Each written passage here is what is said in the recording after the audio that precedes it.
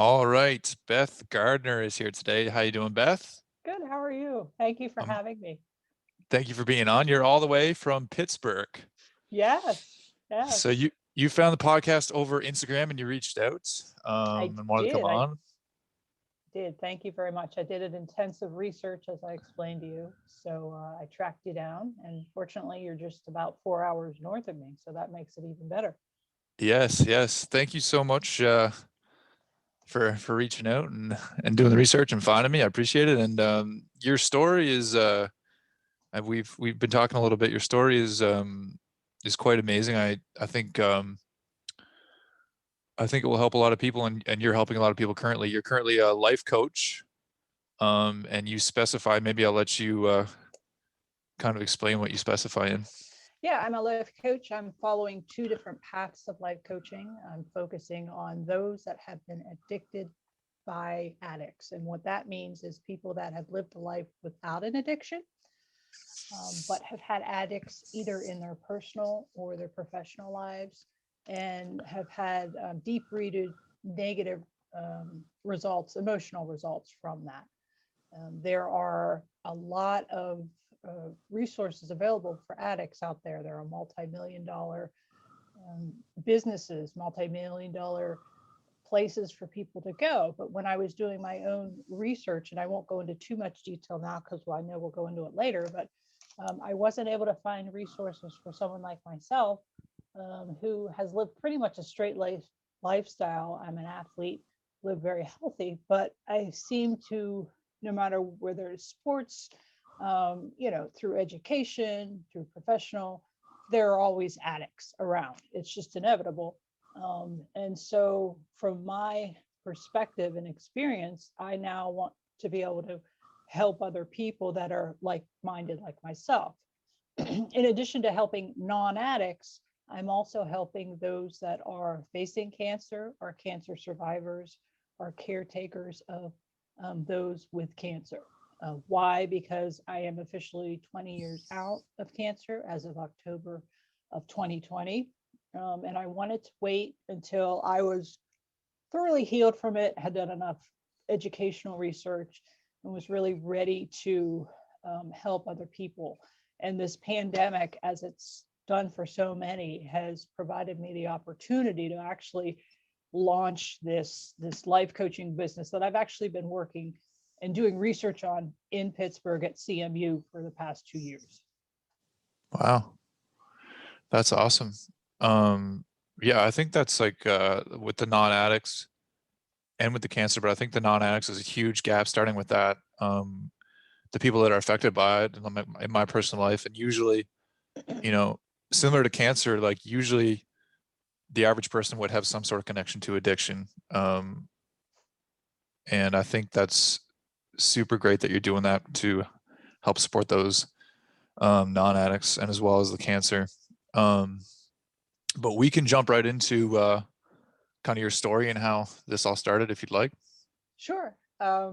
I, in 2000, as I had explained to you, I was diagnosed. It was in October of 2000, 1 year after I'd retired from the sport of rowing. I had been rowing in the United States, throughout Canada.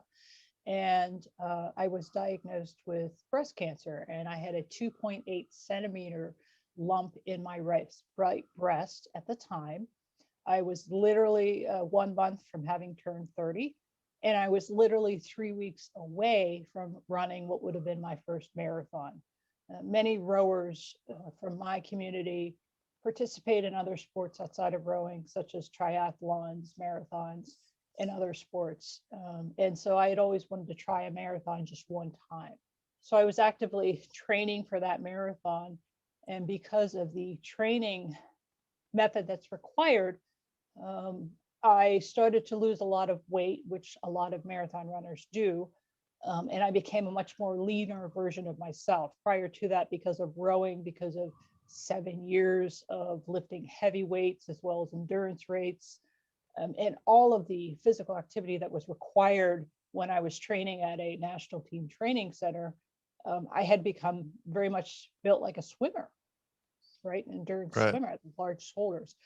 But thanks for the marathon training and getting smaller in size, I happened to notice a sizable lump in my right breast. So long story short, I had a lumpectomy done in November of 2000, then followed by 2 rounds of 2 different types of chemotherapy and radiation. So by the time July of 2001 came along, I was done with all treatments.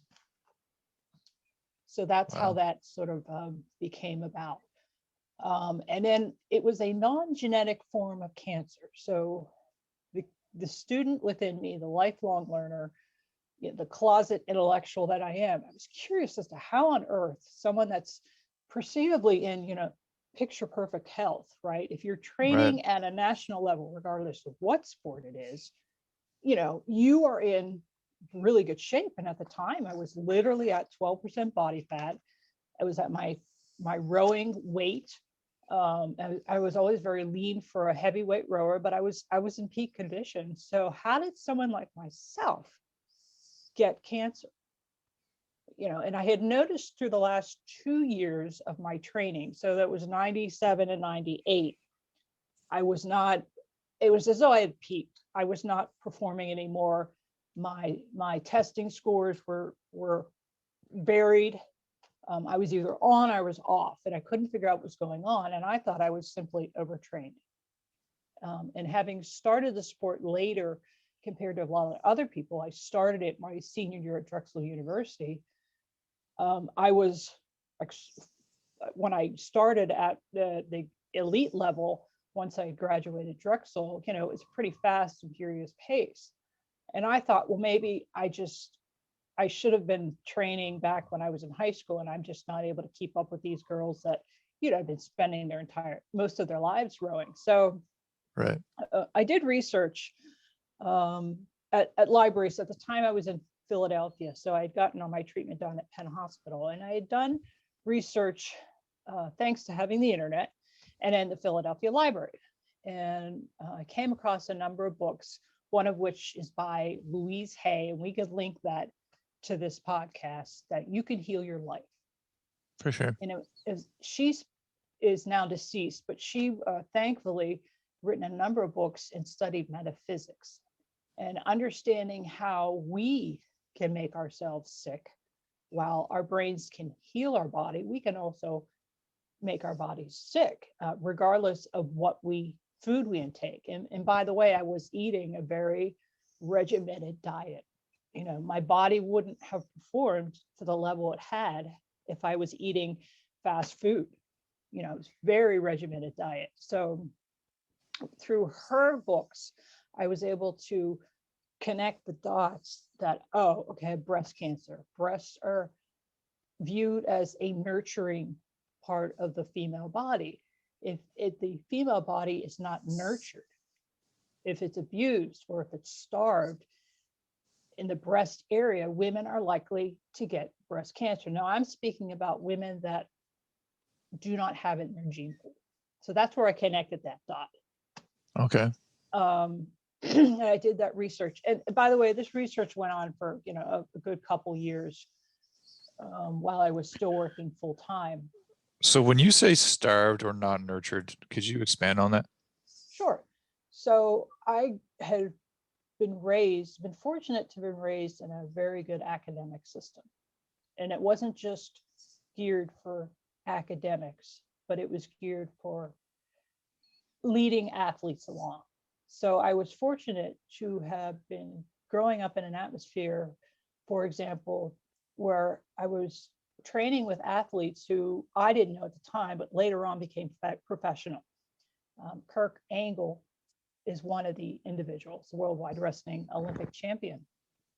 Wow. He's 2 years ahead of me, and he was very much a hero to me at the time, particularly in high school. But later on, once I heard he was going to the Olympics, it was because of him and his success that it dawned on me, oh, after college, you can continue on with sports and actually,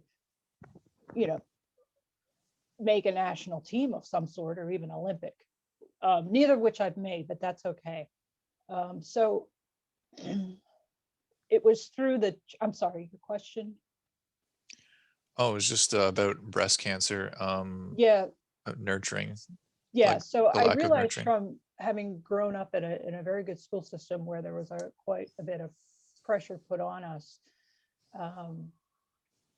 that contributed to me putting so much pressure on myself that it manifested in a breast cancer. Okay. Also, I was surrounded by alcoholism. And from my perspective, particularly growing up, there were people that had fought in World War II, the Vietnam and Korean War.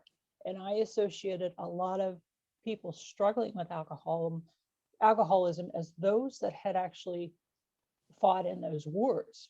Because when they were fighting in those wars, it was long before a lot of the drugs that we have here today, for example, drugs to help bipolar, depression, schizophrenia, a lot of those drugs didn't come into full effect until the early 1970s. So for people to have coped, not just through going through war, but also for any type of genetic health issue that they struggled with, they would turn to alcohol or they would turn to recreational drugs.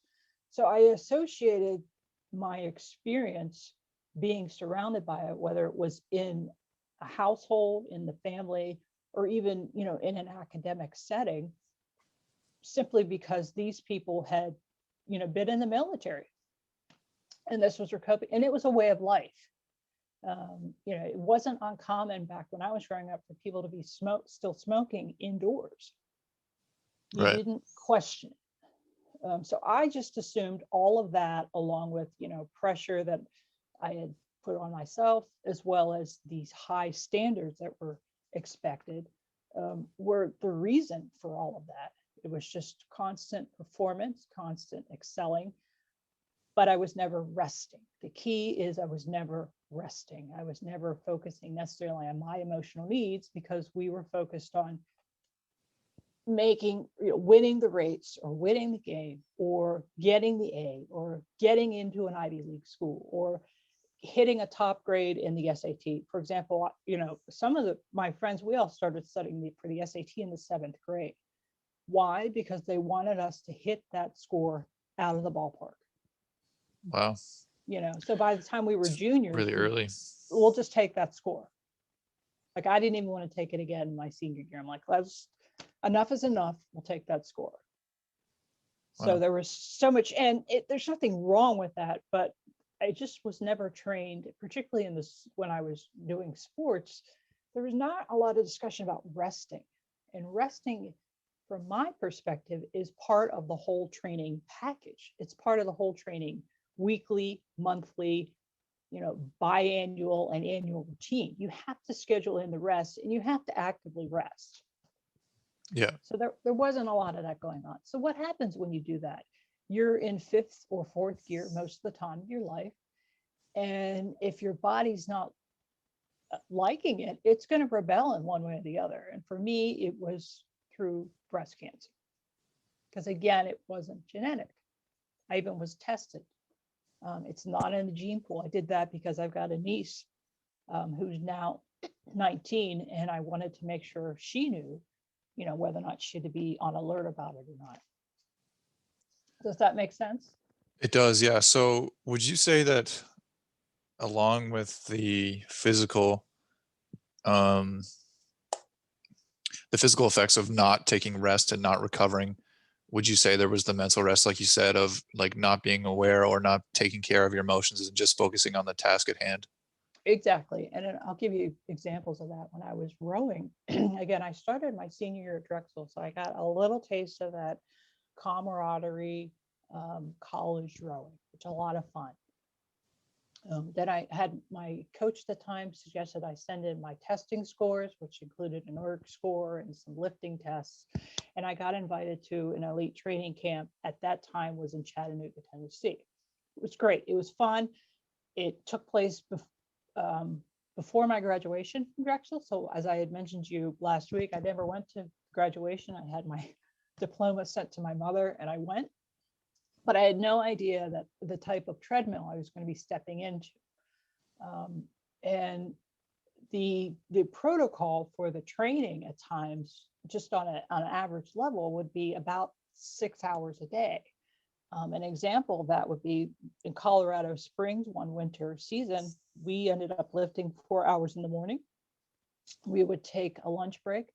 We would do an abbreviated 2-hour weightlifting workout in comparison, using some of the same routines that we had used in the morning. So We'd wait, you take did it 4 hours of lifting in the morning? 4 hours of heavy lifting. We were doing pyramid lifting, which you start at 2 reps, you go up to 12, and then you go back down on every exercise. I brought protein bars with me. A couple of times I brought a top to change into because I was just sweating profusely. But that was training. And then, like I said, How in many the days a afternoon, week would you guys be doing this? we had a day and a half off. So Sunday and there'd be half one Saturday? day off, and there would usually be one afternoon off. But and then we would do the 2 hours, and then there would be a break, and then we would swim for an hour. And it wasn't like recreational swimming. It was sometimes he would put us into teams, and we would have to somehow race, which was for me comical for myself because I know how to swim to survive, but I've never Race? been a competitor swimmer. Out there with the floaties? Yeah, we weren't on a floaties with martinis and beer.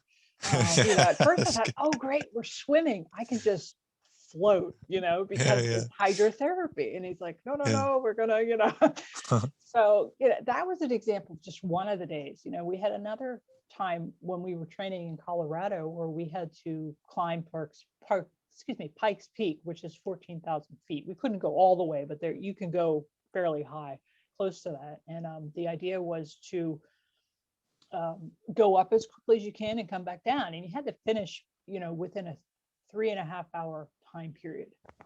So what that really meant is a majority of us would be running down, the slippery, rocky trails of Pikes Peak. Okay. Yeah. So that And was trails. I thought you meant like climb for 1 second. Yeah, I had to walk up. I didn't jog up. I didn't dare jog up. But by the time I realized that I was cutting it close to the deadline that I was supposed to be down there, I'd start jogging down. But that's at altitude too. And so that's not an easy task. So I don't mean to back you up, but you decided to go to that camp. Like that's your last year of university, and you go to camp instead of graduation. So do they take you in right away? Was that kind of the point where they're like, okay, you're on the team, or how did that go? No, you don't do that. You had to earn your way on the team. And one of the ways in which that they recommended that you even be considered is to buy a rowing boat for one person. And I had funded my own way through Drexel, and I had received grants. Now, while I was at Drexel, I worked as a bartender at a very high-end restaurant called the Striped Bass that used to be located on 16th and Walnut, 16th or 17th and Walnut. And I also worked at Moss Rehab Brain Injury Hospital. That was my co-op. So I had some money left over from having to self-fund that whole tuition, which was $14,000 a year. So I was able to self-fund and buy my first boat. So that was sort of a key training tool for me to not only become proficient in the rowing stroke, but even be considered then to compete with the big girls. And let me also re-clarify again, I never did make a team. I strived to make a team, but I never did earn an actual berth on the team. I just trained with all the people that had been to the Olympics or had been on the national team for a number of years. It was an extraordinary experience for someone like myself who, quite frankly, again, had only started my senior year at Drexel. My life, yes. I had been a runner and I had been a dancer. Those are my two key activities, ballet, tap, and jazz. I did play basketball and softball and anything height related. Of course, I played for a little bit, but I was more of just an all around kind of an athlete, average. So this was extraordinary for me. Yes, it would be. So when you raced, so you raced single? Right. Most of the events when I started out, because that was a required training tool, you had to prove yourself in the single to be considered in a team boat. If you could prove that you could move that boat, and you could finish within the, the first in a race final, like the first top 6, you would be considered. We had an event periodically throughout the year. I'm going to say no more than 3 times, called a speed order. And it's an informal racing event that's organized very much like a national event would be, where you have a 2,000-meter race. And you race each race. There's a initial race, then there's a semifinal, and then there's a final. And your goal, of course, is to make it to the final, which would be the top 6 people. And so I had the opportunity to participate in those. Again, they're informal racing, periodically throughout each year, to just not only find out where I'm at, but let the coaches know this is where I'm at in my development. And so again, that was extraordinary for me, because I'm once again racing against people that had been to the Olympics in Right. team boats, in the 8 and the 4, regardless of what boat. These are very seasoned world-class athletes. So it was a great gauge for me to figure out, okay, is this even feasible for me? Because I was always 20 pounds underweight compared to some of the other girls, which was it's a whole other struggle. But yeah, that was just extraordinary. So that's sort of what the protocol was, to try to get into a boat to make the team. That's very cool. So during your 7 years, like doing it professionally, was that just like, is that how you make money? You're constantly racing and constantly training? Well, it's not professional, for starters. It's an amateur sport. Okay. At least it was back in my time. I'm sure some of the people on the team now get much more money. I had to self-fund it. So I was not on the team, so I did not get any money, which was a whole other challenge within itself. But at the same time, I had already funded my education, college education. I graduated. I did well, considering.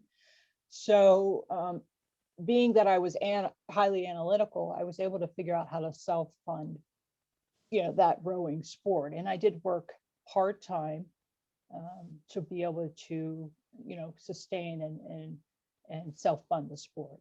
So there was no funding for me.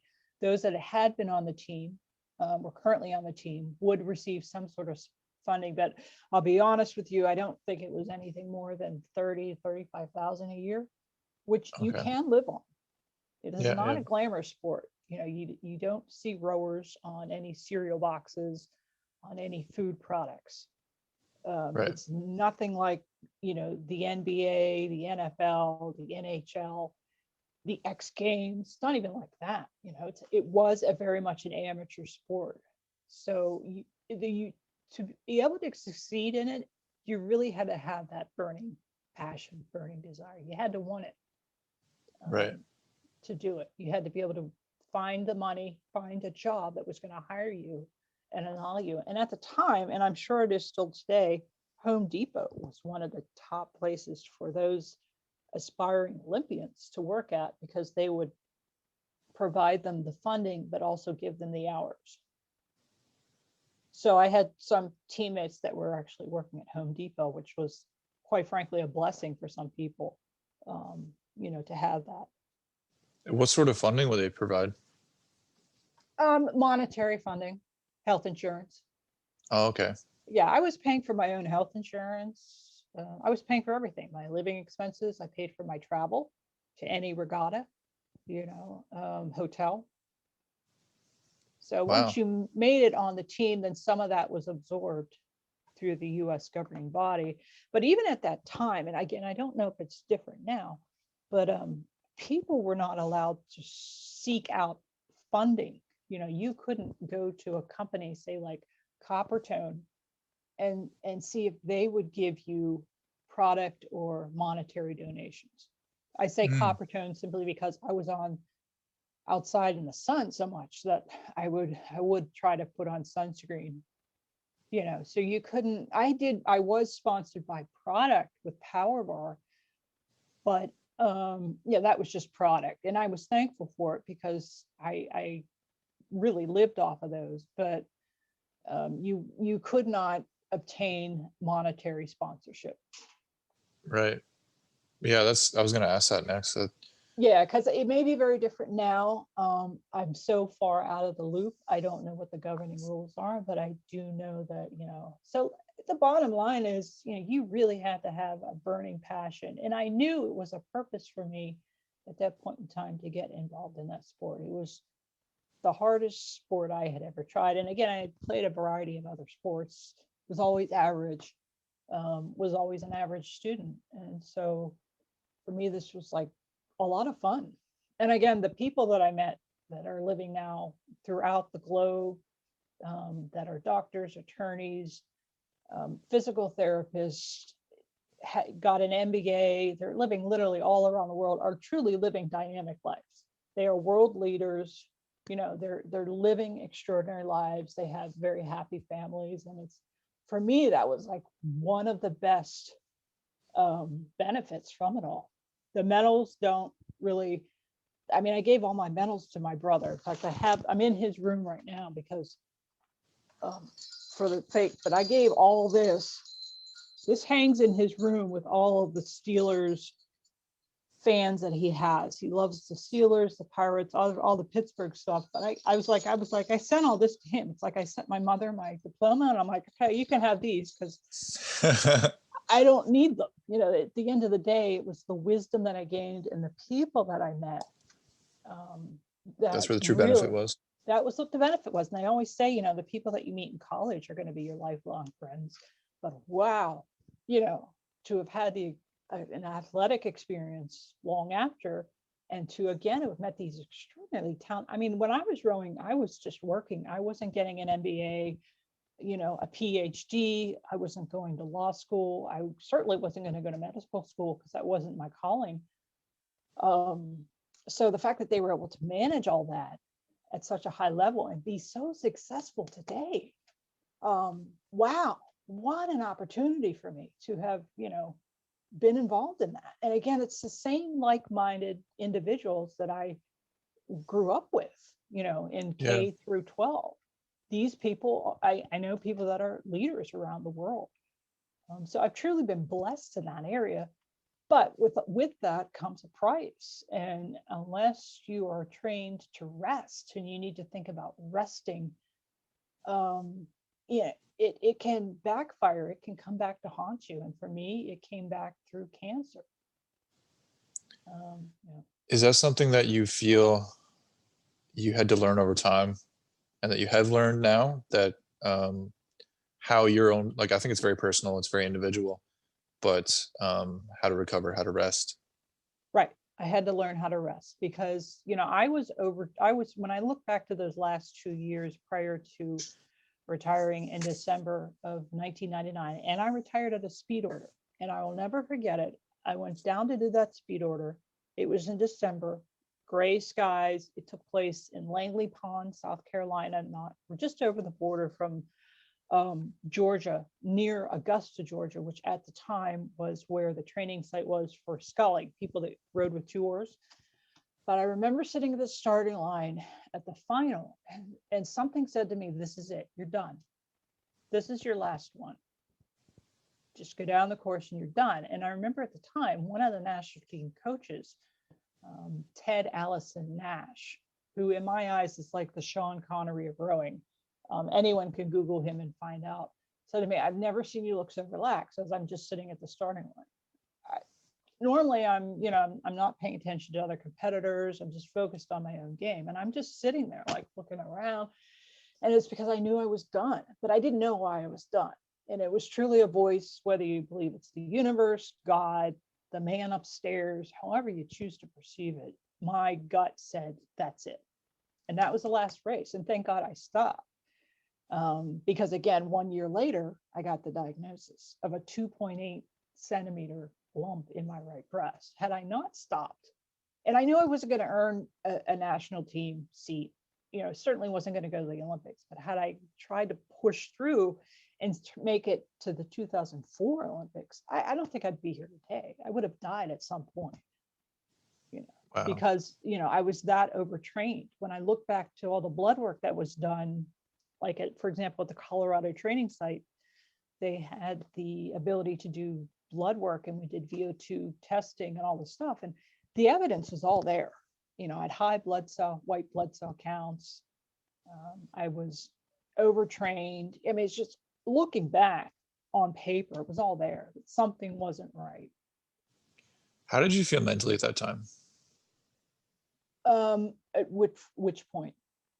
That time where you just at that race and before retirement, like those last 2 years, were you feeling like mentally drained Yeah, as well? I actually took the fall of December 1999 off. And some friends of mine suggested it because I thought I was swinging into an overtraining shutdown. My body just shut down. It wasn't performing.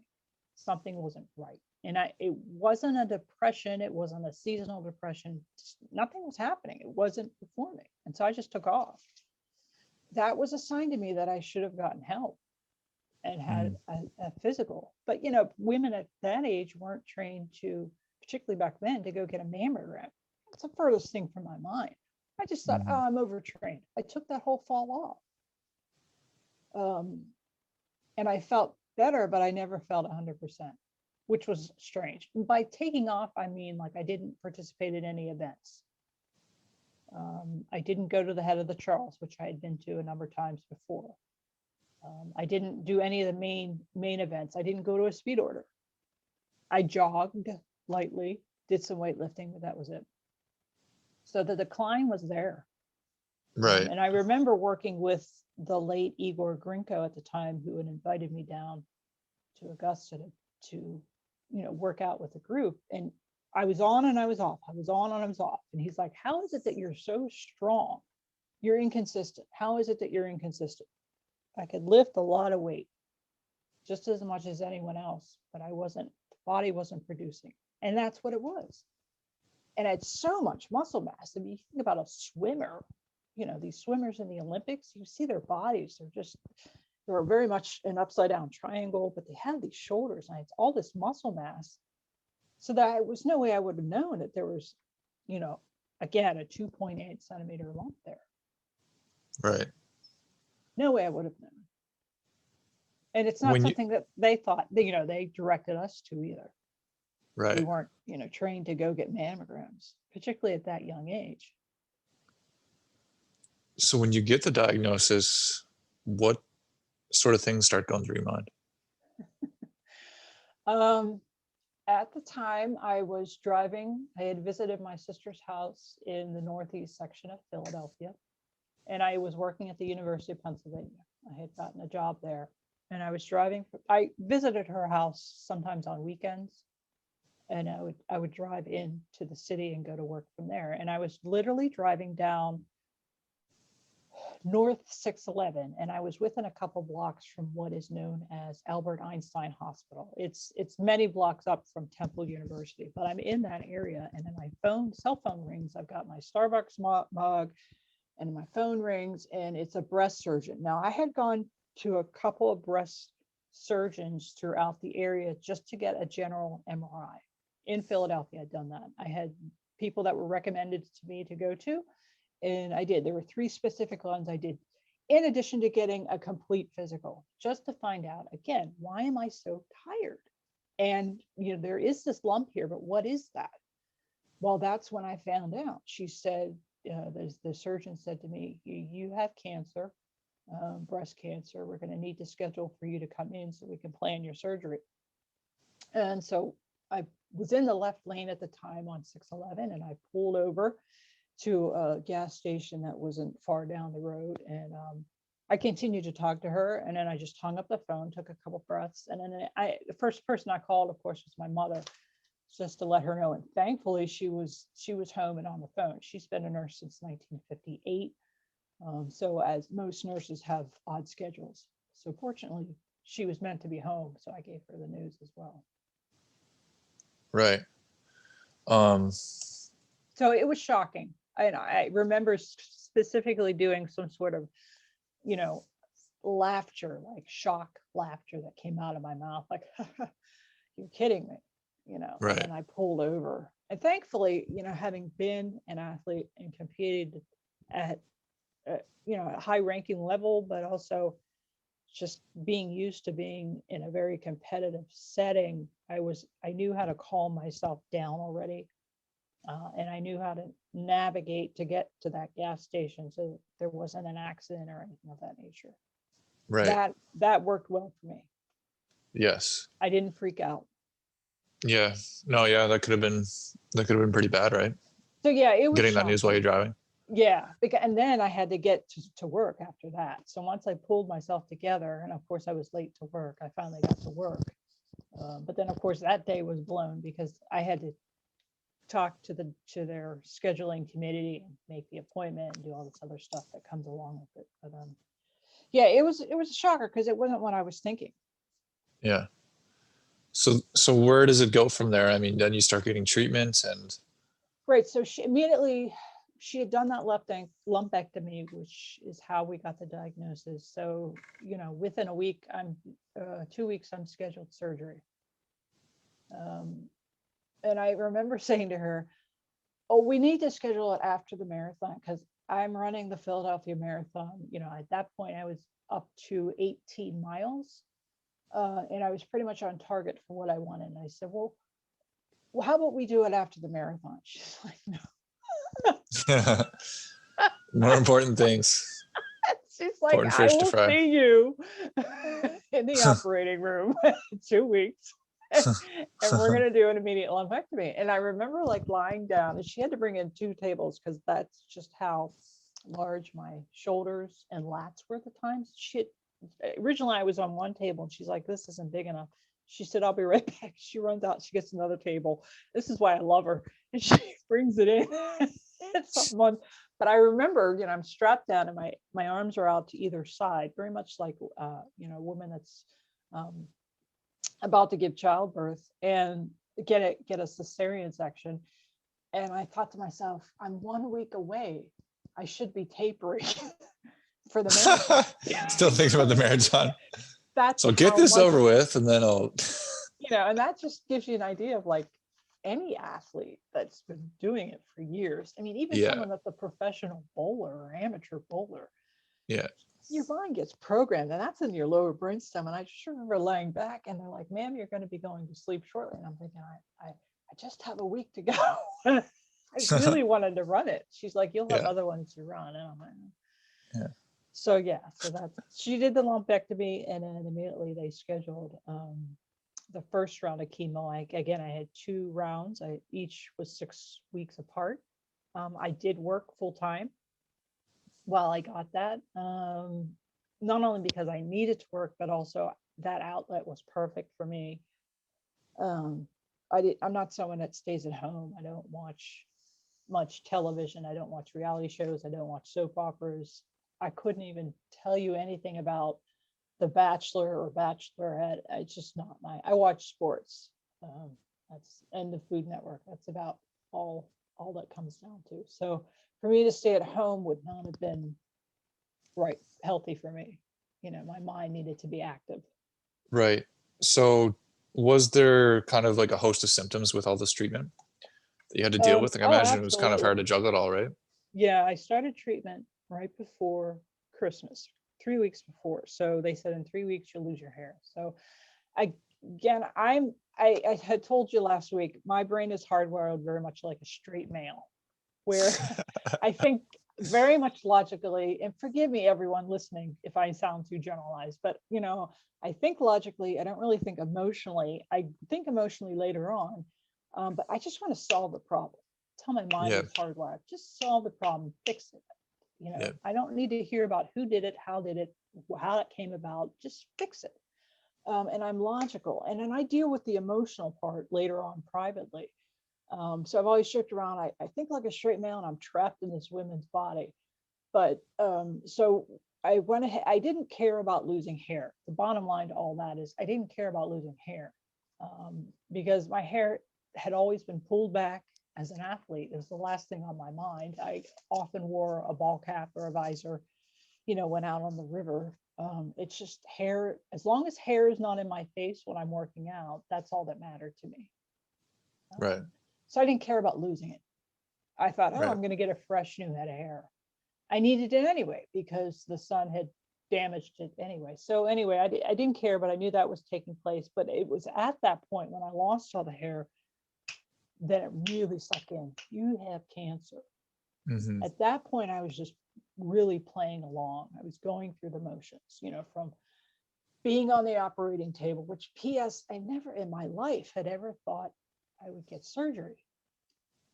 I was fortunate enough to go to be, an endurance runner, to play softball, basketball, volleyball, and then this sport of rowing. I was fortunate to go through it and never have gotten injured. I never broke anything. I never broke a rib. I never pulled an intercostal. I did herniate a disc at one point, but I was able to move through it. But you know what I mean? To have gotten through all that and my body never got hurt, I was It's pretty fortunate. amazing. So I never thought, I was like, my Pretty God, rare. I've never been on the operating table. I wasn't the candidate to be on an operating table. So even going through that surgery, it hadn't really settled in that, my God, you've got cancer. I heard it. Yeah. I was playing along. I was Yeah. fixing it. I'm in orderly mode. I'm in analytical mode, scheduling everything. Just Yeah. going. Then once the hair was gone, boom. Yep, I've got cancer. This is real. Instead Yeah. of just planning ahead, like I'm going to get through it. I'm going to do this. I'm going to do this. I'm going to do this. What's next? It's like planning out the marathon. It's like, got to do this, got to do that. It's like, Yeah. okay, that's when it hit, because all of a sudden I don't have hair. And P.S., not having hair in the wintertime when you're living in Philly or Pittsburgh is not the optimal A little chilly. situation because it's cold. Might need a hat. Yeah, I slept with a hat on. It's amazing how much heat you lose when you don't have hair. And I don't even have that much hair. I've got the very fine hair, but to have lost it, that was a whole other experience. So then I ended up having to go shopping for a wig, and when I actually found my wig, which the style is called the Jennifer, but that's what I wore. Once I lost the wig, once I lost the hair, because I still had to work and I didn't want to go around commando style. Yeah. Other people can do it, but actually this kept me warm. So that's one of the reasons I wore it. And I kept it under the radar for a long time at work. Nobody knew. Really? And yeah. And in fact, the wig looked so natural that I would have professional hairstylists stop me on the street saying, "Who does your hair?" Wow. So, and I was in an environment where it wasn't uncommon in Philadelphia or the Northeast section for women to wear wigs. In fact, it's more common now. So it didn't seem that odd that I was wearing a wig. So I was able to keep it under wraps for a while, but then of course my performance at work declined. My veins were actually shot. I had black and blue marks all over my arms. I looked like a heroin addict. My arms started to look like, because that's what takes a beating on both arms. Were you losing weight as well? I was dropping weight, and I'd already was low. It was already 15% body fat, 12% body fat for the marathon, and I was 155 pounds. And for someone like myself, who's 6'1", who's a true Viking body type, that's as low as you want to go, Right. And I've never been someone that's focused on being low in weight anyway, because of having been an athlete all my life. I've always been trying to be bigger, stronger, right, so to speak. So yeah, I lost a great deal of weight, but then it actually increased. So then I went and I gained a tremendous amount of weight, and I gained 6 dress sizes. So I went from being really lean and starving looking to all of a sudden my body started holding on to everything for survival. and that was really uncomfortable, not from a vanity standpoint. It was just like I felt like all the time I had just had Thanksgiving dinner. Full feeling. Right. I had to buy a whole set of new clothes because I got literally 6 sizes. Wow.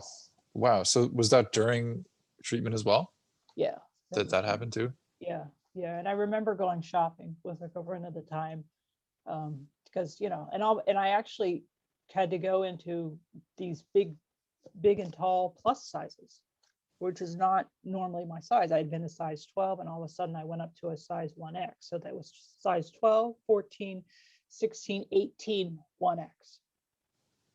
Right. I expected to be that size if I ever got pregnant. That would have been realistic. Right. I wasn't pregnant. So, Right. so yeah, yeah. I just Um, felt disgusting and ugly all the time. It was horrible. yeah, I mean, I'm sure that was very tough. So how long did the treatment last in total? I was done with everything by July of 2001. So how long was that from start to finish? That would have been November. That would have been 9 months. Pregnancy period, 9 months. By the And time I was done, I looked like I was pregnant. and the cancer was totally gone by then? Correct. Yep. Yep. In fact, my surgeon was so outstanding that when you go through the lumpectomy or any type of cancer related surgery, they go in the first time and there is, it, they tell you that we may have to go back in if we don't get all of it. But fortunately, the first time I had the lumpectomy done, she got it all. She's outstanding. And I knew she was outstanding thanks to my intuition. The moment I met her, when I was going to get a biopsy, I knew regardless of what was going to happen, she was going to be the doctor for me. So, I applaud her for going in the first time and getting it out. Right. Because to have gone back in again would have been, another stress producer. 100%. So where does that bring you, like, from then until today, leading to becoming a life coach? Okay, so I went ahead and part of the way to sort of regroup and capture what went on during that, I actually wrote a book from 2001 to 4. It's called One Stroke, Rowing Stroke at a Time, just to get down on the paper, get down into the computer, everything that had gone on. I didn't have the intention of necessarily having it published. My intuition said, give time. It's one of the quotes in the book. Um, to just sort of back away and allow the years to go on before doing any publishing, because it was a heavy time period. When you have to go every 6 months during that time, 2001 to 2006, every 6 months I'd have to go for a cancer screening just to see if the cancer is somewhere else or somewhere in the same area, which Right. for me caused a recurrence of the nightmare that had gone on in 2000 and 2001. Today they call it PTSD. Now, granted, I only thought PTSD happened to veterans that had been in the military. Again, it goes back to that whole theory that I had that, the alcoholism came from those poor soldiers that had fought in the wars, and we didn't have the medical medicine available to help them. Fortunately, now we do. So I thought PTSD was strictly something that happened to them. Well, I learned, again, the student that I am and the research that I did at Philadelphia Library, that I was actually going through PTSD. Every time I would go for the cancer screening, I'd go through it, because you're always like, what if? And if it is cancer again, I'm going to have to go through this again. Or I might not if I don't want to, but it's a nightmare. And it's always in the back of your mind. So I thought one of the best things for me to do to help me was not only to continue to increase my knowledge and read as much as I could and study as much as I could online, but also just to write. And I am not a writer by nature. I'm highly analytical. Numbers are what I'm much more gifted at, but the writing was actually very therapeutic for me. I started studying every other types of writing. I did well in English in school to get the good grades, but I wasn't born to be a journalist, right? I'm not a Right. Hemingway by any shape or means. But I love to read. So I had enough within me to actually get everything on paper. So I wrote everything, wrote the book. I've had it licensed, got everything underway, and I've let it sit. And what I've recently done, thanks to the pandemics, I've extracted every lesson I learned through there. And in the book, I have three main themes sub themes that I've focused on in an effort to sort of help anyone else that reads it. And one of which is the wisdom I've gained from sports, not just rowing, but sports in general. And because I had been an athlete all my life, I was able to figure out the solutions to help me get to where I am today, or Right. to at least get me to 2006. Yeah. Right. Yeah. Then the other sub theme would be having grown up with a special needs older brother. Cerebral palsy, has one lung. He's my hero, and he's another constant theme. You know, when I think about his bad day is nothing near any bad day that I had. And he was one of the guiding lights in the back of my mind as to how I'm going to get through this. I can't complain. Yes. I've seen what he's gone through. I've Yeah. got no excuse. Get through it, fix it. So that was one of the themes. And then I've got another theme. There's animal therapy. That's one of the themes. I'm a huge animal lover. I had started a pet sitting business at the time on the side while working full time, to help out rowers and other people that traveled a lot and needed someone to look after their pets. So I've got a couple of sub themes in it, and in those sub themes, I've extracted the wisdom, because ultimately that's all that matters. I don't, like I said, I don't watch dramatic shows. I don't watch reality TV. I'm living reality. You know, I've had people say to me, "Did you ever watch Cops?" Back when I lived in Philly. Yeah. Yeah. And I Yeah. was like, I don't need to. I could stand out on my front porch and just kind of watch the Just action go go on. outside. I could Yeah. film it myself. Yeah. Yeah. I don't need to, you know. When I got diagnosed, Survivor had just started, that whole series. And I'm Oh like, yeah. Wow. I got my own. Yeah. Let Yeah. me Yeah. watch it. I'm living this. Yeah. So I don't do drama. So I thought all that really matters are the lessons learned. And that's Yeah. all I want people to look. So now I've been actively looking for a publisher and literary agent just to get it published. People have said to me, why don't you self-publish? I don't want to self-publish because I've taken the time to actually write it. You know, I was raised in a family and in an environment where academics is paramount. Being well-rounded is important. Having some sort of, you know, religious following, spiritual practice is important, but academics is paramount. So for that, I'd rather have a professional who's experienced actually just run with it and get it published. So that's been also on my active list here during the pandemic. Okay. Very interesting. And what is that process like, just out of curiosity, to get published? Are you just Very sending it hard. out? Yeah, sending it out. Just a lot of, you know, like anything else, I send it out. If I get rejected, I don't take it personally. I just keep going, because I Hmm. do believe at some point someone's going to grab it. And I'm getting a lot of encouraging responses. But Yeah. there's just some people that just don't have the time right now. There's probably a high volume of people publishing now.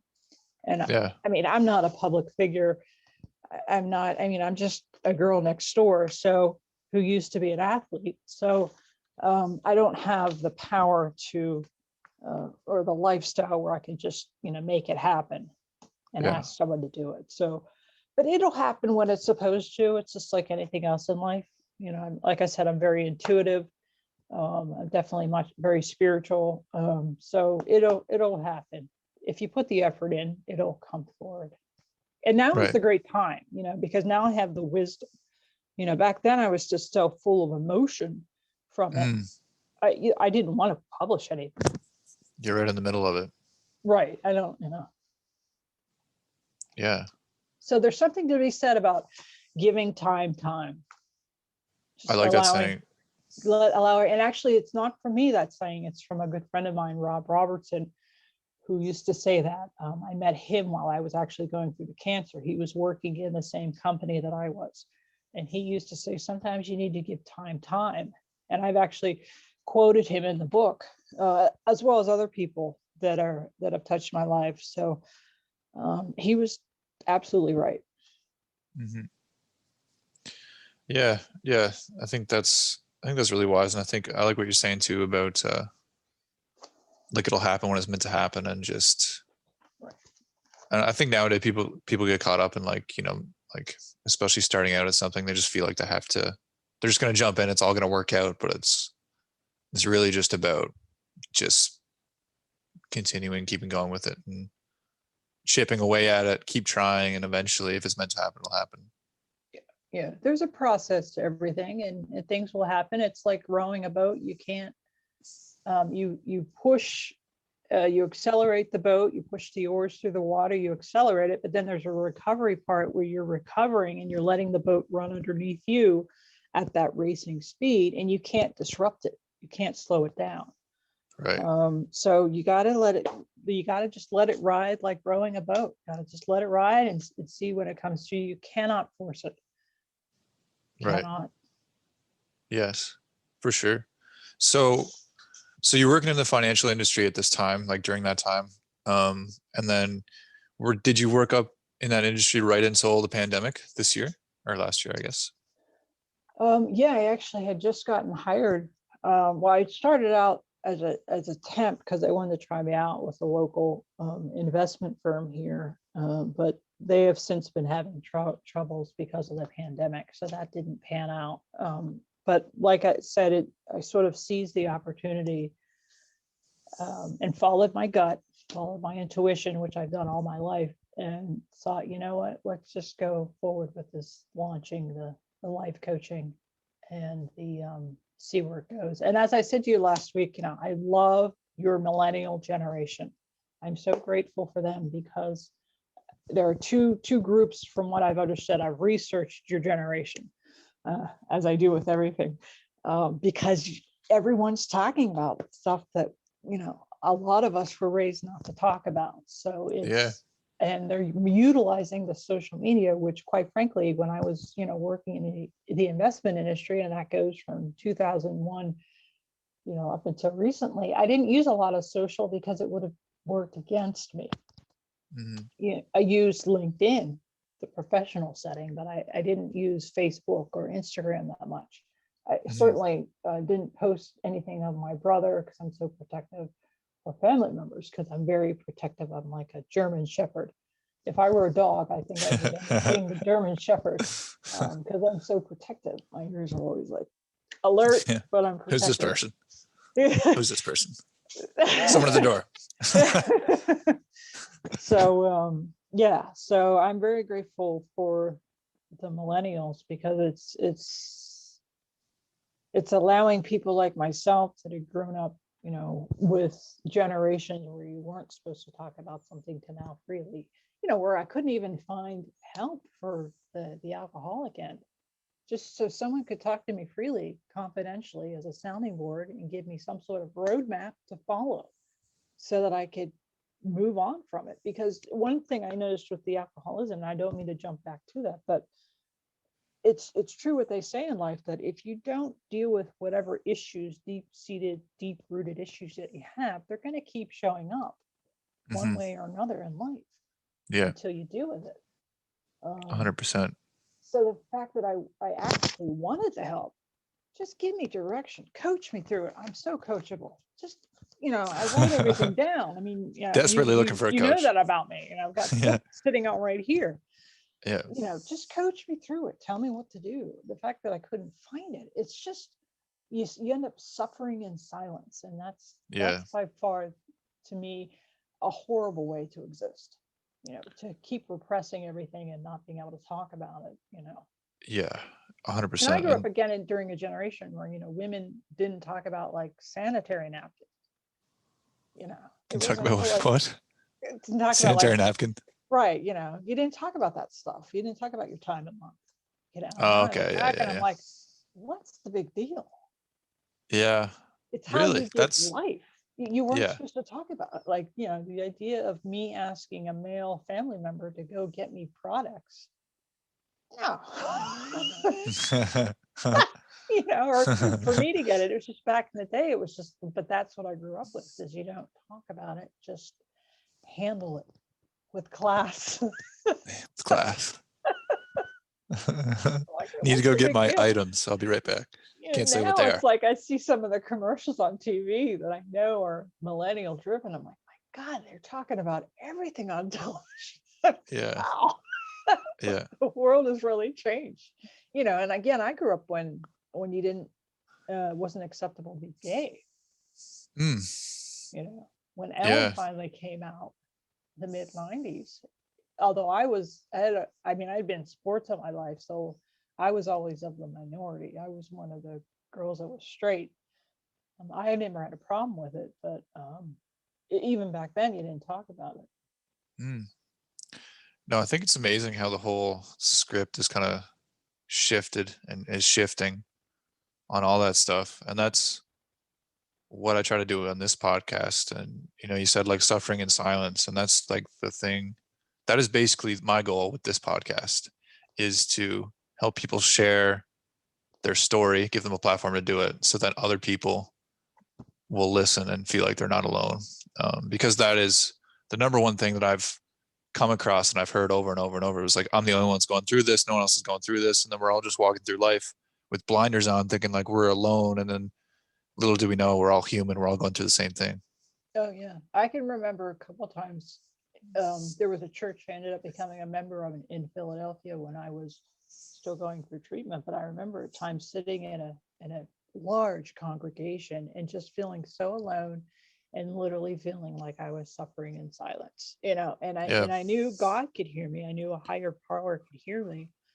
But it's a horrible feeling to be surrounded by people in a church or in a temple or in a mosque or in a Hindu church, and to feel like you're alone. Yeah. It's just not, that's not healthy. That's No, not right. no. And yeah. And I think that's like, there's so much good with social media and there's so much good with technology. Mhm. But I think also, like that's something that's, it's been talked about a lot, but like now I'm sure you see it in cities where people don't interact with each other as much, right? Even just that small interaction, like with a clerk when you buy something at the store, like that, those things like matter. And sitting on the subway, I'm sure people don't talk very much to each other. Whereas like you take the phone away, like everyone's on their phone, like you're gonna have a conversation, you're gonna get bored, you're gonna talk to people, you're gonna like shoot the shit a little bit, or meet somebody, and then like Right. it's just like, and oftentimes people talk about living in big apartments, buildings, and they don't know anybody, you know they just go from, they go in, go to their apartment, and that's it. But yeah, we need connection, we need support, we need community. And yeah, that's something that, I think that's a huge part of mental health and kind of a missing piece that Oh people yeah, feel because today. there's so many that suffer, and I feel so badly for people that are born into this world. They don't ask to be, but they're born in with bipolar or schizophrenia or the clinical depression or severe anxiety. I feel sorry for people like that because, again, they don't ask to come into this world with it. But Mm, unfortunately, it's something they have to deal with, right? And mhm. these are people that are often have extraordinary talents. I mean, if we just talk about the public names alone that have said that they have bipolar, um, you know, it's Mariah Carey is one person that comes to mind. Extraordinary talent, and they just need, like a diabetic, like anyone else, they just need to be on some sort of medication. I don't even like to call it medication. I call it like a vitamin or whatever they need to be on, a regimen to control it. Mhm. Because Yeah. again, yeah, these people don't want to come in to this world with that. I can't imagine. I've Mhm. seen so many people struggle Mhm. with clinical depression to the point that they can't get out of bed, to the point that they're almost catatonic, or someone that's got the bipolar, and it's like you Yeah. feel like you're walking on eggshells with them, but at the same Yeah. time you want to help them, like just get Yeah. on something. Yeah. Yeah. Because Yeah. Yeah. there's so many people that have extraordinary talent, not just musicians and artists, but I'm sure in the legal field, in the investment field, I've seen it, that have these gifts, and they're meant to use the gifts, but the mental illness gets in the way of it. It Mhm. paralyzes them from being Mhm. able to live their purpose. And so I know Mhm. my purpose now. And once upon a time, it was to be an athlete. Then it was to be in the investment industry and do my thing. But now I know it's to be a life coach, and more importantly, to help people that have been on the other side of addiction. People saying to me, "Oh, I didn't know you were an addict." I'm like, "No, I'm not an addict. I'm on the other side of it. I'm on Mm, the fence, the other side of the fence." yeah. And I know I'm not the only one. Right. So, that's, I'm empathetic to addicts. I'm empathetic to people that struggle with some sort of chemical imbalance. You're born with a chemical imbalance. It's like you're born with diabetes, or you're born with a handicap. You're born with poor vision. You're born blind. You're born deaf, whatever. As long as people can find the help so that they can live a healthy, prosperous life, doing Hmm. whatever it is their true mission is, Hmm. you know. Yeah. I think that's super interesting. I think about that a lot too with what I do. Like I'm a personal trainer and I'm starting to get in kind of like the life coaching stuff too. And like I think that is the most rewarding part of my job, even just as a personal trainer and not even getting into the life coaching stuff in the past. Like, but just seeing someone kind of start at A and then like a year later they're at B, and like it's just starts with the health, it starts with the habits, it starts with the exercise, it starts with the mindset, but then it's amazing how like it trickles down into every other part of their life and they're like a different person um by the end of it, and like I think that's super rewarding to see them like, and it's just amazing how like when you do one thing all of a sudden other things don't seem as out of reach, and like when you talk about intuition, I feel like people usually have kind of like an intuition of what they should be doing or that inner pull to what they could be or what they should be or their talent or what they could be more.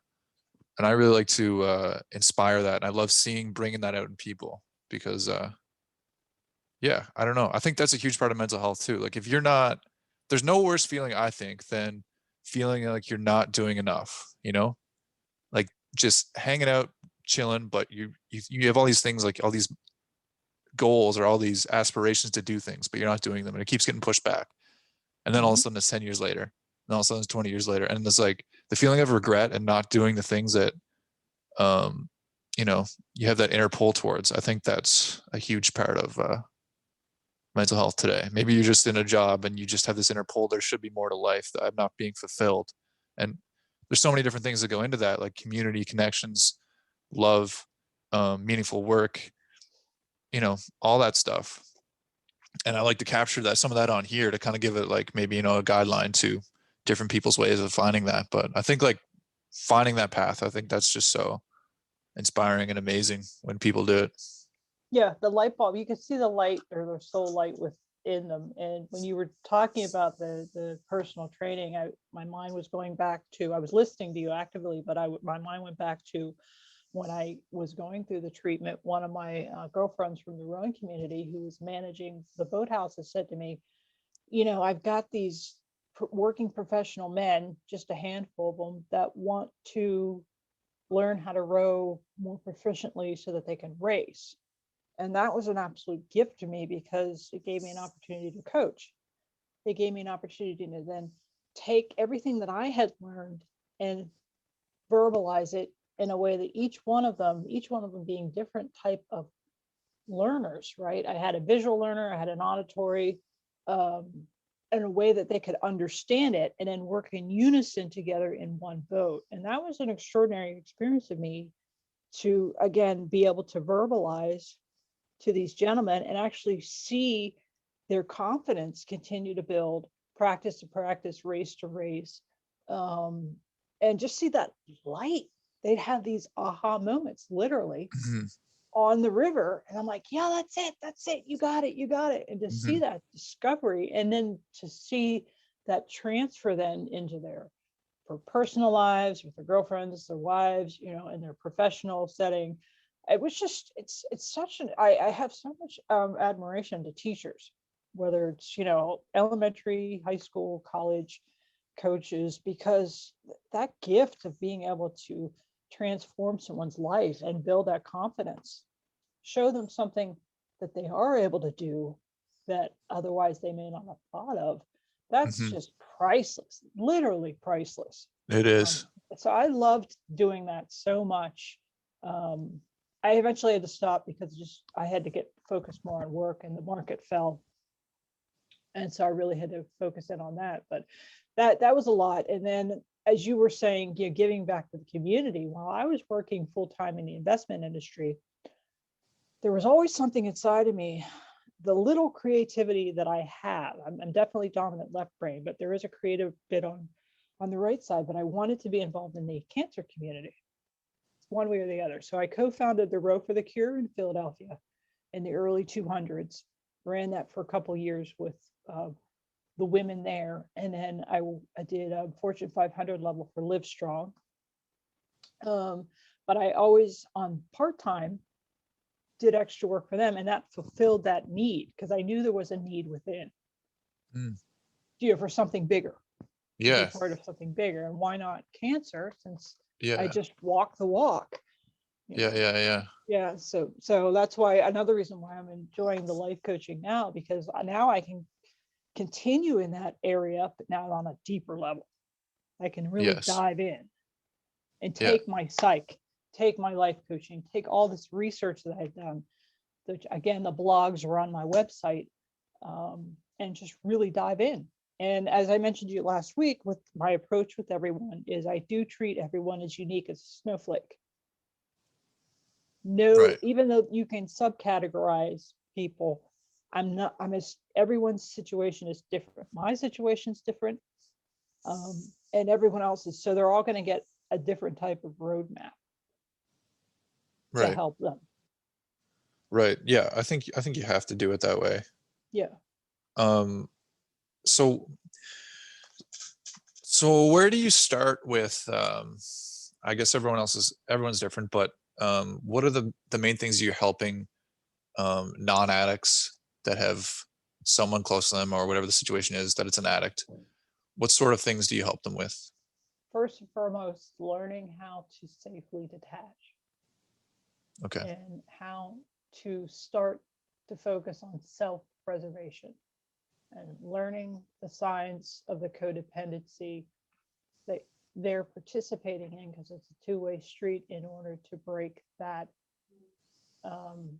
that relationship so it's a more healthy level.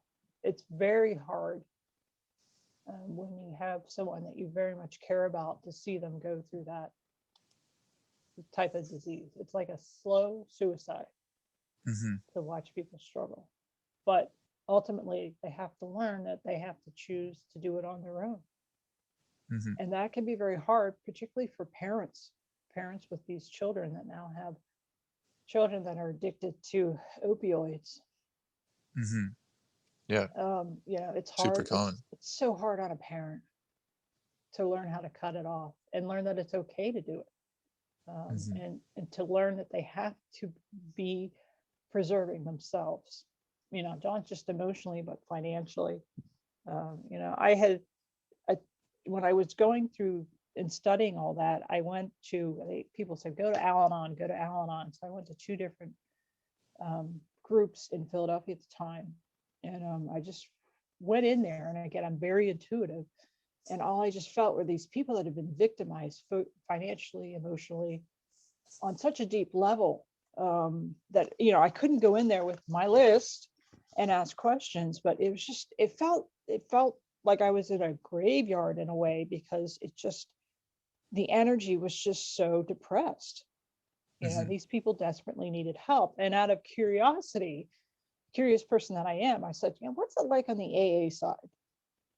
So I played the game. I went into several AA meetings to see what are they talking about, and the energy was higher. The energy level was much higher, because these people no longer had the burden of the addiction, and they had one another that were supporting one another, and they were talking about all these things that they wanted to achieve in life and they were going to do. So they were already on the highway to healing and achieving. And it was as though I was walking into a room with sunlight, as opposed to being in a room that was completely gray and dark. And so the clouds were so thick that I couldn't see through it. Wow. So Because addicts kind of like hit the rock bottom, right? And then that's where they're on the upswing. And once they get the help that they need, you know, it's extraordinary to see them, you know, build a new life again, particularly, like I said, you know, with extraordinary talents that they may have, to be actually able to freely live their life they want to without that vice. Right. So you compared the two, and then that's kind of where you've seen the gap. That's where I've seen the gap, you know. And again, I was in these Al-Anon meetings, but I couldn't ask these questions. I was dying. It was like being back in church again. I was suffering in silence. I had these questions. Will someone just give me the recipe of what I'm supposed to do? You know, I've been an athlete my whole life. I need a coach. Coach me. I've had these extraordinary coaches that knew exactly, working with me or working with any other teammate, you know, how to psychologically motivate us, how to plan out the race. You know, they knew, you know, meter by meter what we needed. And that's what kind of what I was expecting when I was getting help, that at least someone would be able to say, this is what you need to do. And so one of the things I'm helping is that detaching and understanding that it's okay to detach and it's necessary. You know, it's like the old cliche, if the airplane's going down, the parent needs to put the mask on themselves first before the child. But the tendency is to put it on the child. Yeah.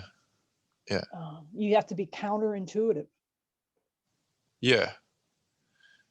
You can't. Yeah, that makes sense. You can't pour from an empty cup. You can't just. Yeah. That must be super hard though, to try to convey that message. You can't, like, especially with a child, for example, you know, because they'll do anything for your child, but it's when you take the time to get to know each individual, and this goes back to my snowflake analogy, and I'm able to get into their heads and talk with them for a while, I can figure out the trigger points to get them to see it. It's like back at the rowing, when I was coaching rowing, you know, I had these 5 gentlemen, working professionals, you know, 2 of which were originally from another country. One was from the UK, the other one was from New Zealand. And they all had different walks of life, and they all needed to be coached differently. They were all very talented and brought something to the boat. You know, my one guy from New Zealand was a distance swimmer, and I used to joke that he had 3 lungs. I mean, he showed up to the boat with all this incredible conditioning. It just takes years to develop. And so I loved having him on because he just had all this cardiovascular. And so I didn't have to worry about the training with him. I just had to worry about the technique. right. The name of the game with him was technique, you know, where I had, you know, other guys that, you know, needed to be taught a different way. But then ultimately the idea was then to get them to work in unison in one boat. So it's like a symphony coming down the race course. So had that training and learning how to work with them in particular, you know, as well as being in the investment industry. In the investment industry, I was often the key contact in the office. So I got to know the clients.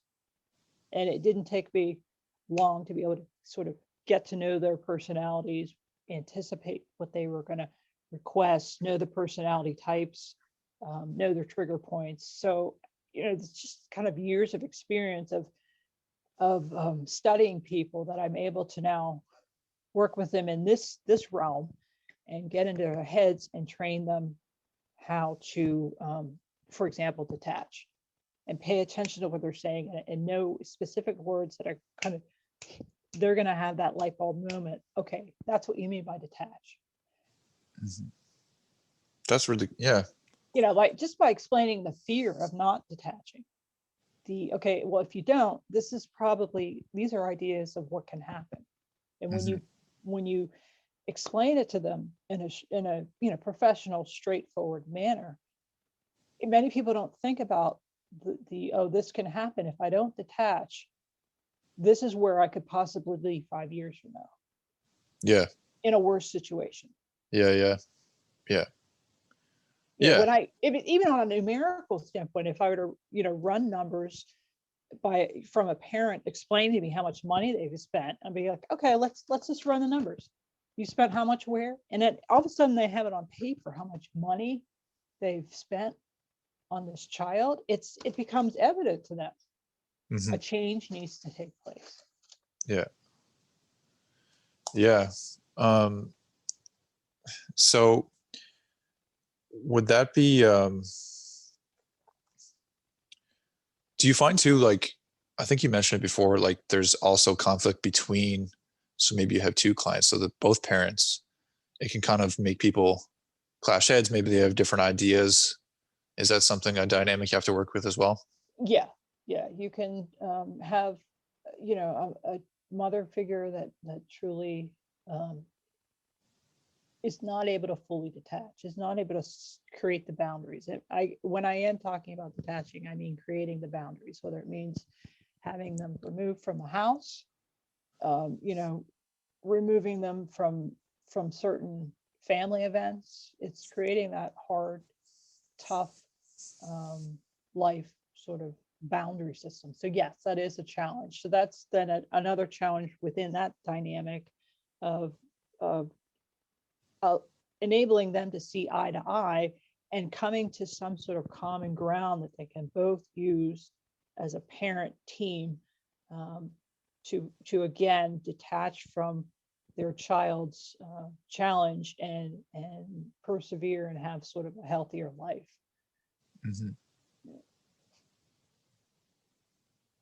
And that's ultimately what's best for the person, like Well, it's the also what's addict. best. They need to think what's best for them. Right. Yes. That's the hardest thing is people need to learn to think about, worry about yourself. Right. At some point you need to not worry about an individual anymore when they're going through an addiction. And it's Right. harder for people, some people, to get that mindset, to worry about themselves, to let someone go. Right. Yeah, because like you said, it's their choice, and they're the only ones going to make the choice to make a change. Um, and then transitioning to cancer.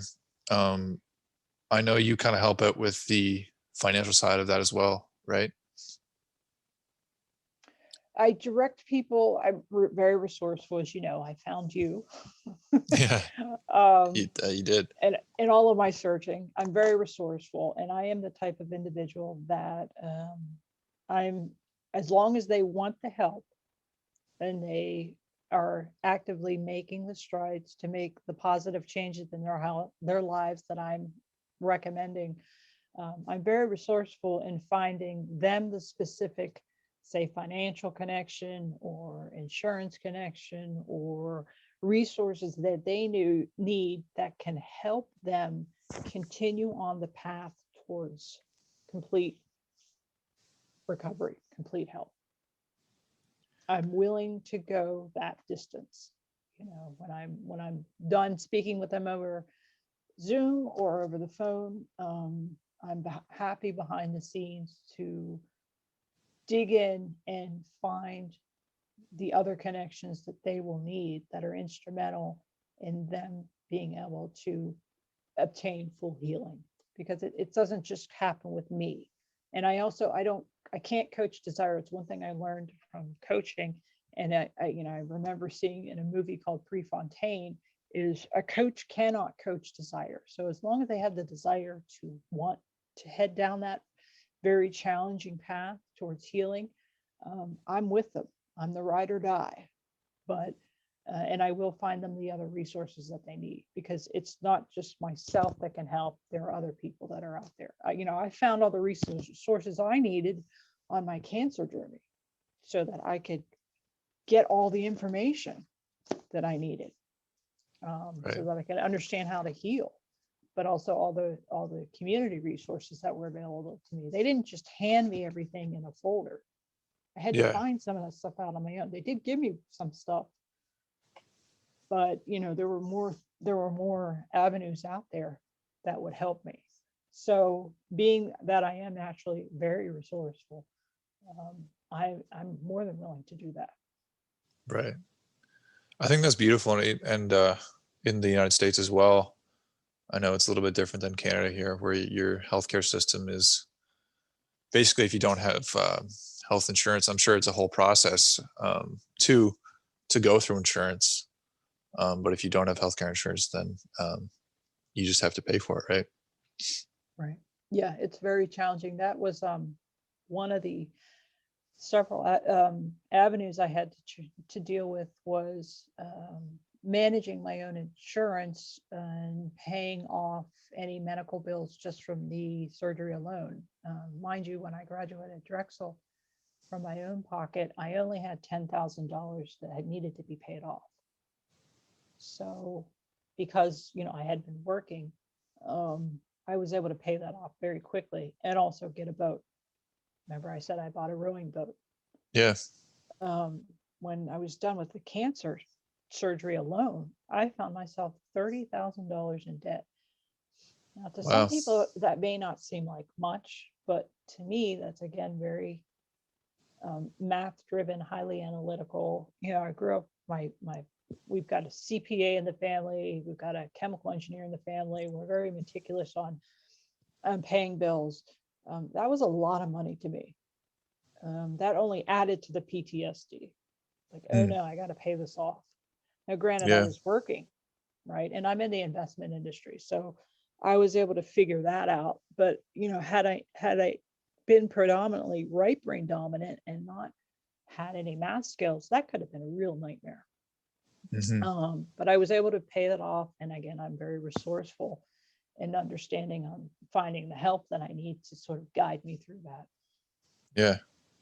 So there are many organizations out there that guide cancer patients and their families toward being financially free from any financial burdens. There are a lot of them out there in the United States. And again, I'm happy to dig in and find the appropriate ones for individuals in their area. One of the beauties, it just dawned on me, I had to get on tamoxifen, as most women do, for breast cancer. I wouldn't have been able to afford it in the United States. But do you know where I was able to find it? In your neck of the woods, right in Canada. Oh, really? I actually found a doctor that was prescribing it for like $4 for the prescription. And he would mail it to breast cancer survivors like myself. That's So beautiful. to be able to pay for that tamoxifen, which at the time was fairly pricey, it would have been a challenge for me, but I was resourceful and found someone in Canada. Wow. And only spent like $4 every time. That's So awesome. that was great, because that was at the time, and I don't know about now, but I know at the time that was a critical drug for me to get on. Oh, Canada. Yeah, so that was, that just shows how resourceful I am. Like I will dig in and I will find it, because it's not all the answers are going to come from me, but I can certainly find other answers if I don't specifically have it, or find other avenues that can help you. There are many people that are willing to help on both sides, cancer and non-addiction, if you research. So, apart from financials, what are the sort of things that you help cancer patients with? Doing that deep dive into the deep-rooted issues to find out what caused it. Now, granted, a lot of people, it's genetics. But what I've discovered in doing the non-addict life coaching is there are similar issues that are stemming from the cancer patients. So codependency, being in a personal life or in a professional world where there's a lot of manipulation. Toxic shame, the biggest one.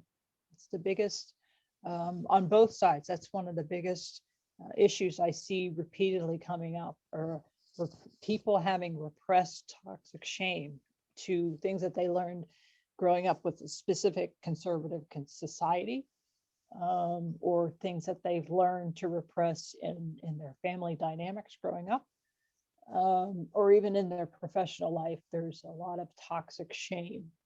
So those areas, very similar to the non-addict side, I'm finding surfacing with the cancer patients. What are some examples of toxic shame? Toxic shame, Good question. Toxic shame, and that's some of the information I gave you. that you've come across? Example of toxic shame. A lot of it is emotional. So it's example of toxic shame. There are women that will find a lump, will go to a doctor. It's been confirmed there are a lump, and will not tell their husband for fear Wow. of rejection. Wow.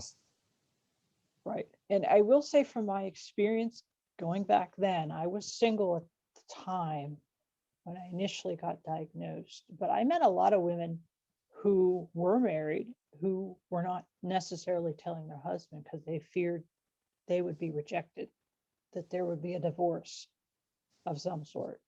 That's a deep-rooted issue. And if they are in fear of being rejected because of that, that tells me that there's an even deeper level of something toxic going on within that, not just that marriage, but also probably from their past, Yes. for them to come to that idea to Yeah. not talk about it. Because when I was diagnosed, I specifically told my family I didn't have any toxic shame in it.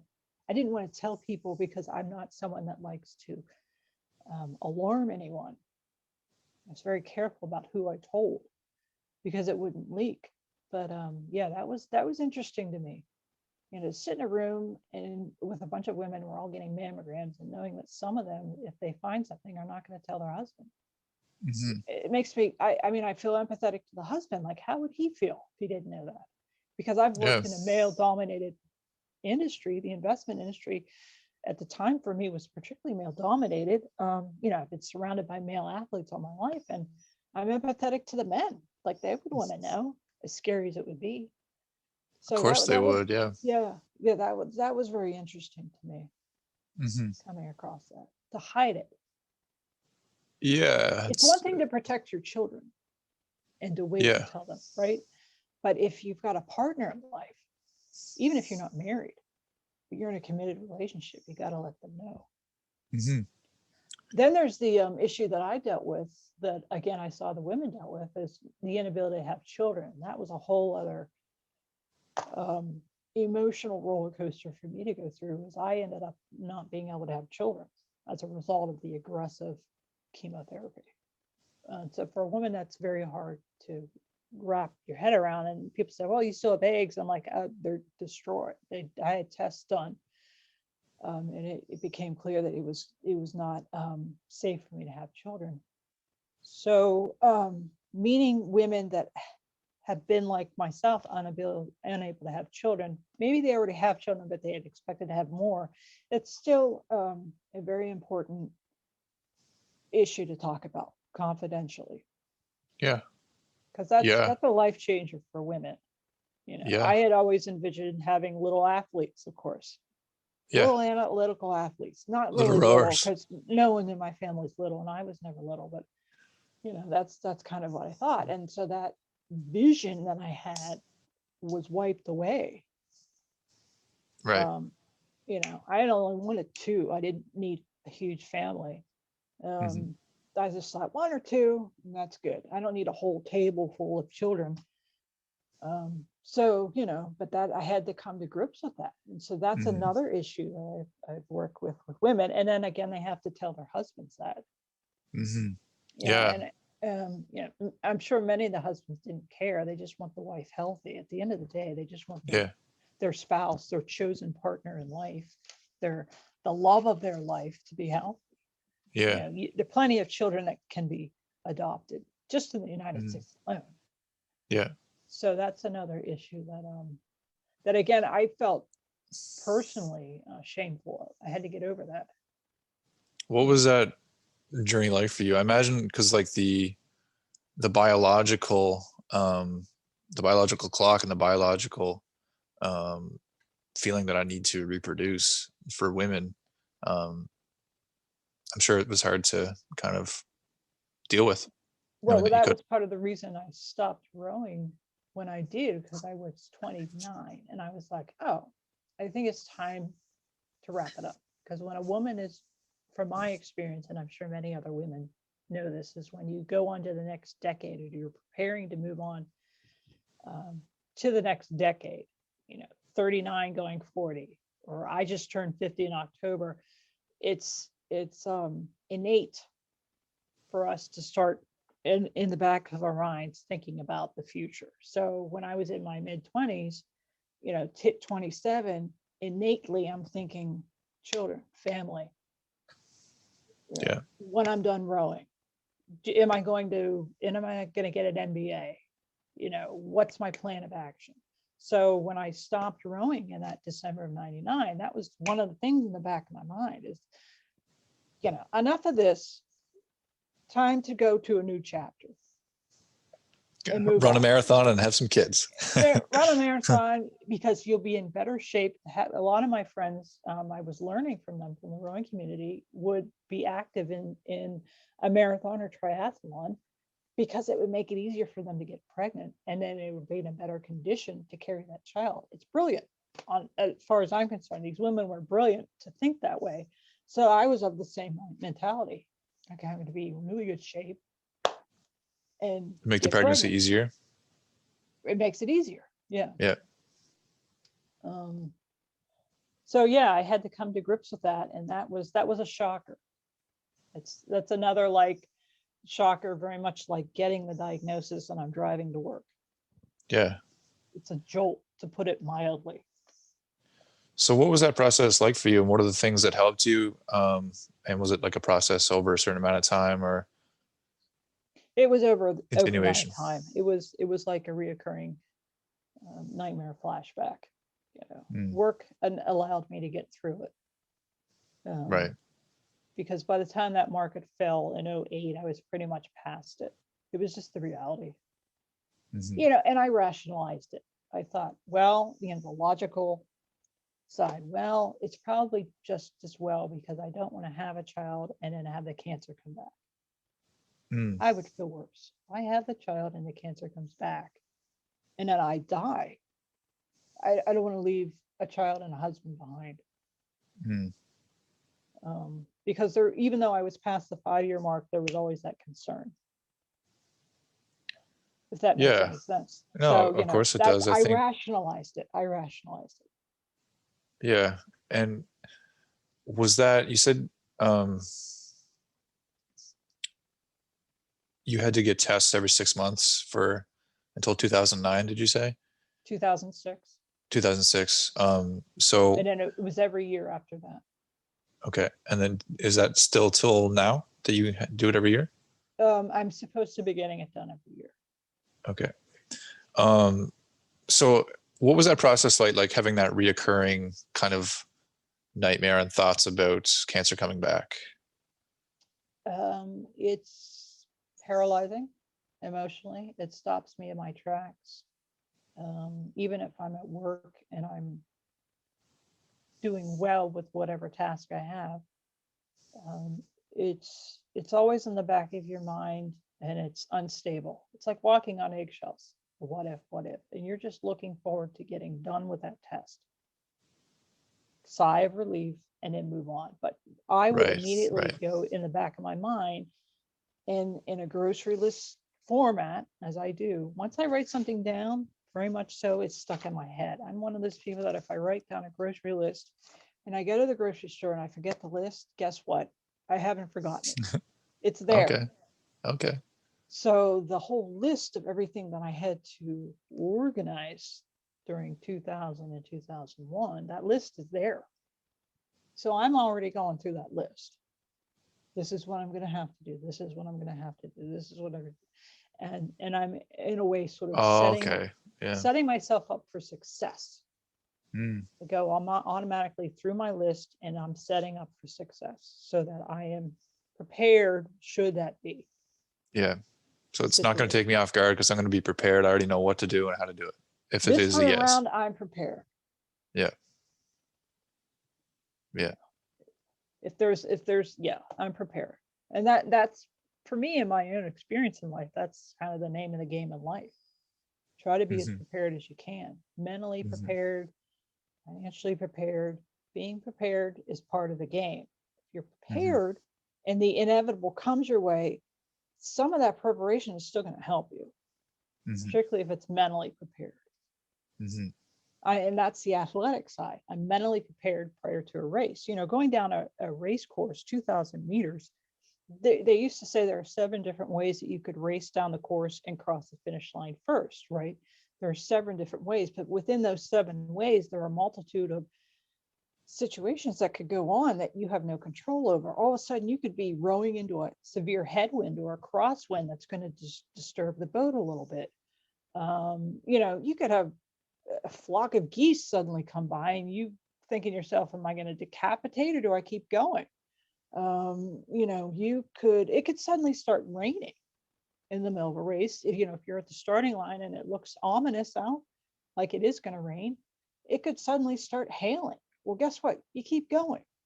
So there's so much that positive that I gained from being a racer on the rowing course, more so than being in track and field, that really helped me sort of mentally prepared. So every time I went to the starting line, I was prepared for the weather. I was prepared for anything that could come down my way during that, you know, 1.25 miles. Is what it ends up being. You know, I've been in races, smaller races, where someone's in a motor launch and they decide to gun it, and all of a sudden there's a swelling wake going across the entire 6 lanes. And if you're going down the course at a racing speed and you're cruising through at, say, 34 strokes a minute, and all of a sudden you've got wake, you need to manage through that. You need to work through it and keep going. Some jerk decided to step on the motorboat, you know, gas pedal and gun it. And all of a sudden you're rowing in a swell. Or, you know, there's all of a sudden a cross rain. It starts raining and hailing. I've had that happen. I've had the hail come. Rain come, and all of a sudden it turns to hail and you're not expecting it. You need to finish it. Yeah. This is building resilience through preparation. Resilience and preparation, that's the key. So all that I had learned was already trained in my lower brainstem, and it you know, every 6 months I was prepared. I was set. This is the game, big game day. It's a performance time. I'm ready. And so recently, they did find another tumor, right? Yeah, it's benign. It's called a meningoma, MENINGIOMA,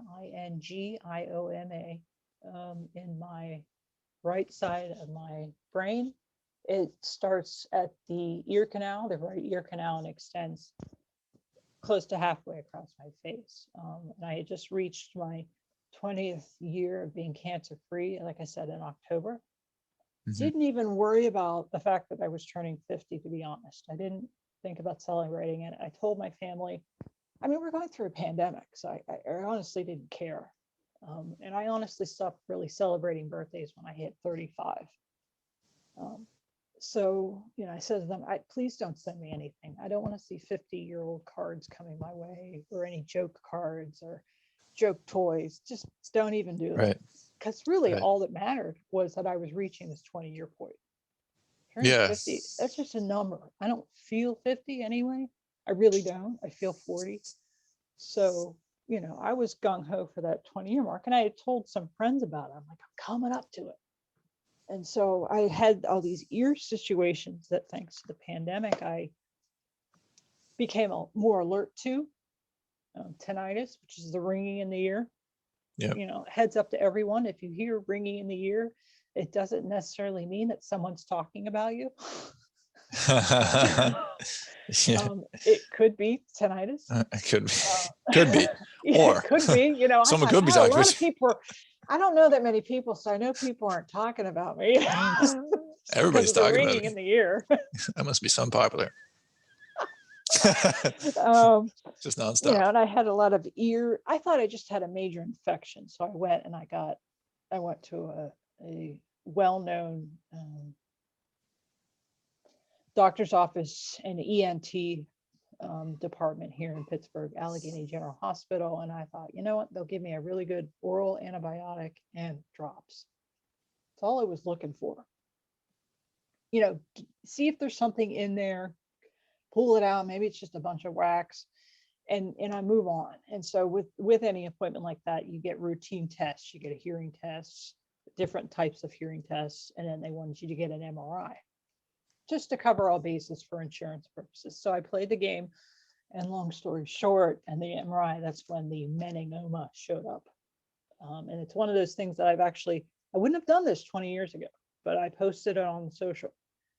Okay. So just to show you how far I've come in life, 20 years ago, no one saw my letter saying that you have cancer. It's a 2.8 centimeter lump. But today, that just shows you how far I've come. I'm actually posting that, so people are aware of it. Yeah. That it's legit. So yeah, I'm gonna get. I'm scheduled this coming Tuesday, a week from today, to get it removed. So that'll be good. Wow. Yeah. Yeah. And how do you feel about going into that?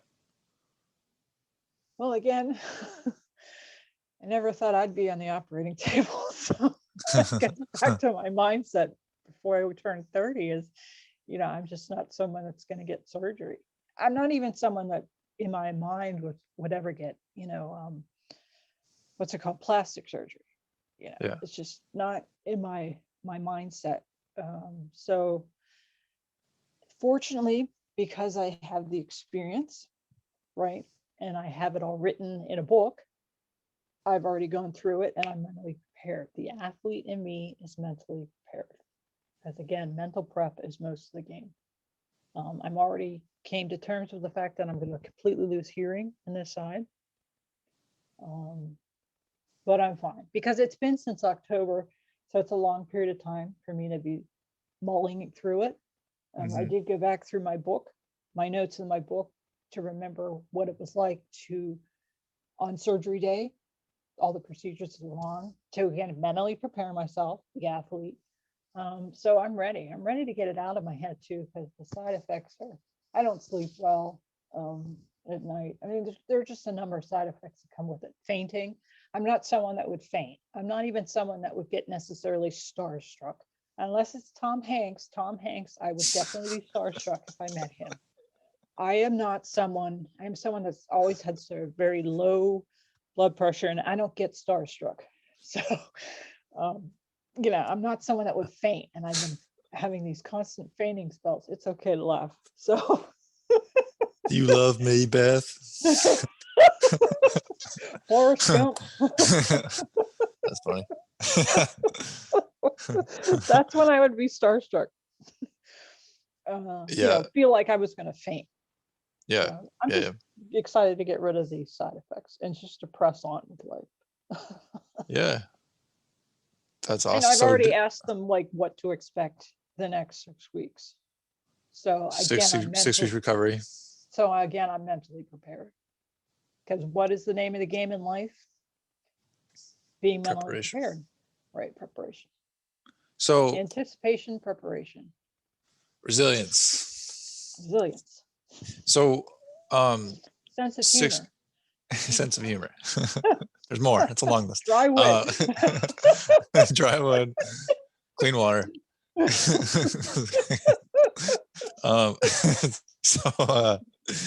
So 6 weeks, and did they say what the recovery would be like? Will it be a process? And it'll be a process, yeah. Now I've been training for this. So when I got the diagnosis and I realized I would get surgery, although I had been working out throughout the pandemic, I wasn't going to the gym anymore. I started working out more heavily.